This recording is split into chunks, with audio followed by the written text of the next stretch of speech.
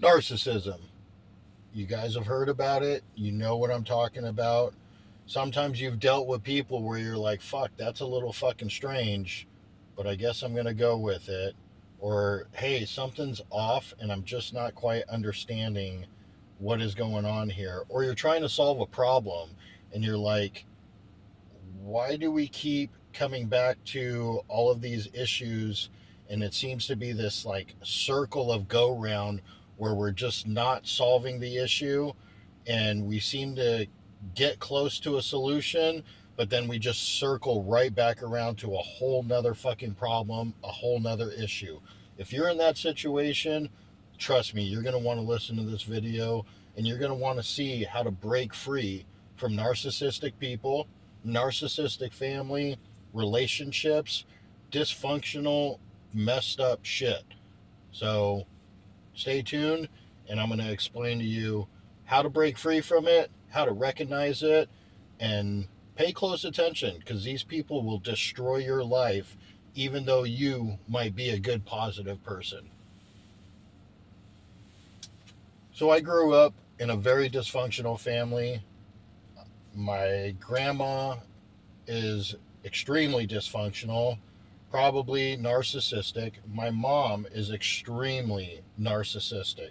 So growing up as a kid, there was all these issues, all these problems, and I could never quite put my finger on it. Like I didn't understand what all these issues were or things why things couldn't be happy or like why did my mom go through so many different relationships, so many different issues, just constant chaos. And the same thing in my entire family.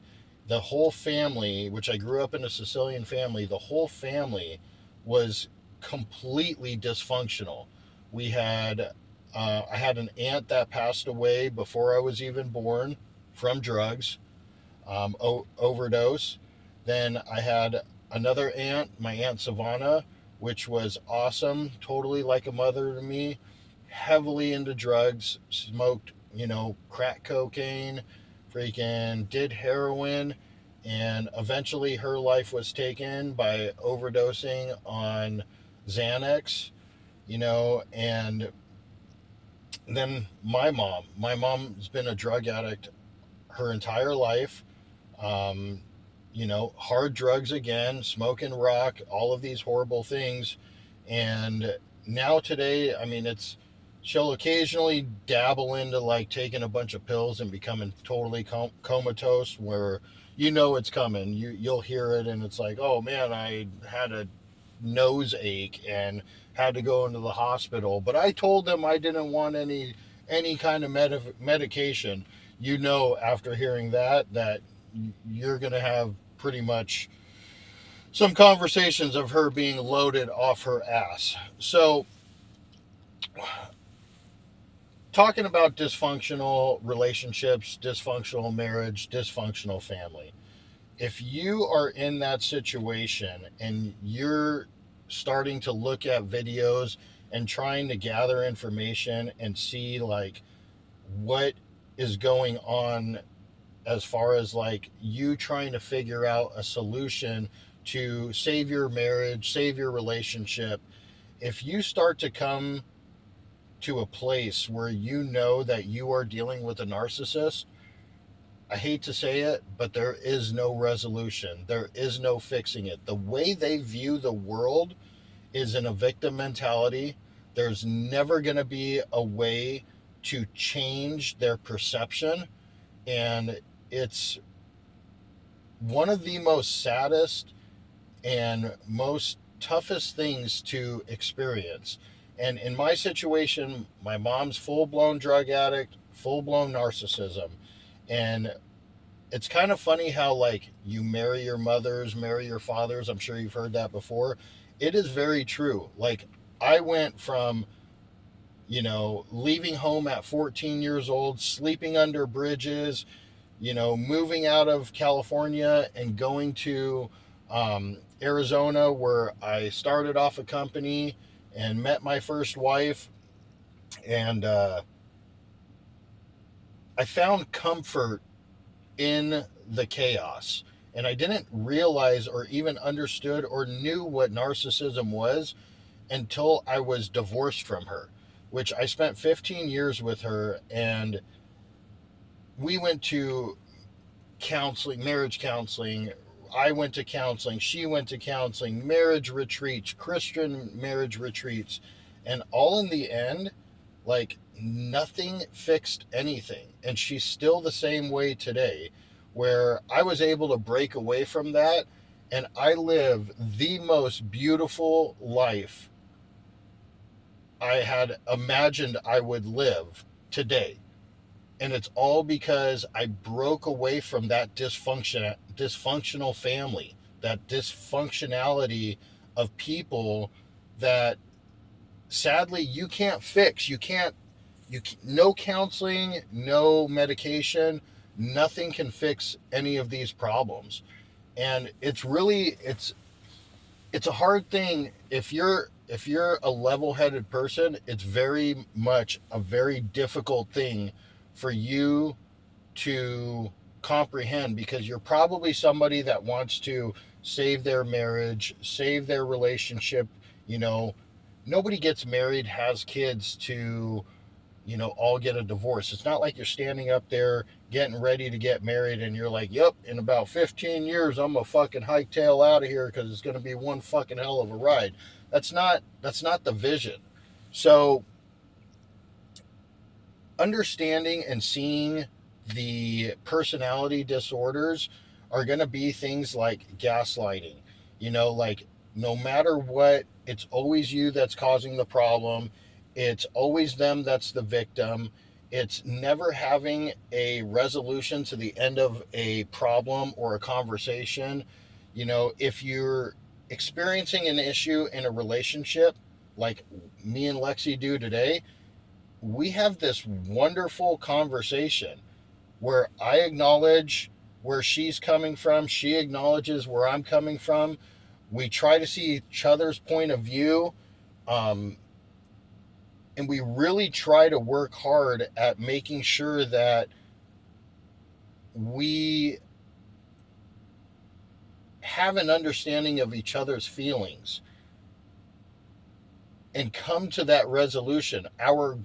Both of our goal is to end whatever it is that is the problem. Maybe I'm in a pissy ass, being a dick mood. Maybe Lexi's just fucking irritated or overwhelmed or overstimulated. Whatever the case is, a loving relationship is going to be like, hey, you know what? My girl is totally fucking overstimulated. She's, dealing with, whatever it is. Maybe she's just having a bad day. That's not where you like lean in and like just demoralize that person and attack that person. It's where you're like, hey, honey, can I get you anything? Let me know if you need something. And if it's like, hey, I just want to be quiet, I just want to be left alone. Okay, just want to make sure, is there anything that I did? Nope, everything's good. Okay, fine. Let me know when you need something. I am here for you, and let it be that way. Let that person work through their own moment of irritableness or whatever it is. We all deal with that. And having an understanding of the other person and giving them what they want, not what you want to give them, or, adding to the fire or antagonizing them. Give them what they need to progress and move away from either that bad day or that irritable day or that hormonal day, which men and women deal with. It's not just women. Just understand that that is a part of the process. And if you are in that type of relationship where nothing you do seems to resolve that issue, then you are clearly dealing with a narcissistic person. And if you want to be truly happy and you want to be truly free and live the life that you imagined that you should be living, then sadly to say, yeah, you're going to have to break away from that. And I'll give a quick story before I end this. I run a pool and spa service company, repairs, licensed contractor, two of them actually. Um, why? Don't ask why, but growth mindset over here, trying to always conquer the world. Um, it's kind of weird. The whole time I was married, I would go and speak with customers, and I would do these walkthrough presentations of like these fancy automations for their pool, and do all their programming and show the homeowner how to work their pool and their new apps and fire features, really cool stuff, all their lighting and everything. And I would come across couples quite often while I was married to my first wife, and it was a trip. Like I would be like hanging out with this couple, and they're like cracking jokes and hanging out, or like making fun of each other, and I would be cracking up. I would be like, man, like, how long have you guys been married? I would flat out ask all these questions. I'm like, how long have you guys been married? And they'd be like, oh, 20 years or whatever it is, 40 years, or some of them be like, shit, we just got married, and I would ask these questions because I was constantly in search of whether I was like in the right place or not. Because I wanted my marriage to work, I wanted my relationship to work. But once you realize that you're in a place that no matter what you do is not going to work, it's not going to happen no matter how much effort, how much care, how much you put into it. You have to break away and save yourself. And because I did that, because I went through such a hard time during a divorce, and you know, selling over half my company and giving her an astronomical amount of money, 6 years later, I'm getting married in 1 week. I'm getting married in like 8, 9 days to the most beautiful woman in the world, and the most beautiful relationship. And we've been together 5 years. And I got to tell you, like, it only gets better. I literally look forward to spending time with my wife or my fiance every single day. She makes fun of me. She freaking cracks jokes. She makes me laugh every single day. And when I would ask these people, these clients, like, hey, what makes a good relationship? And they would say, they would give their opinion. And it's like, hey, make each other laugh, you know, have as much sex as you possibly can, you know, enjoy each other, love each other, spend time together, and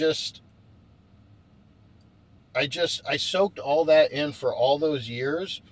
And when I did break away and I did go through those hard times, and I really, really, really like struggled with the divorce and breaking up my family and seeing the kids, on weekends or whatever it was, which there's a whole nother story to how bad it actually got, and $120,000 in attorney fees just to see my kids, which I'll leave that for another story. But I fucking won every one of those fucking battles, dude.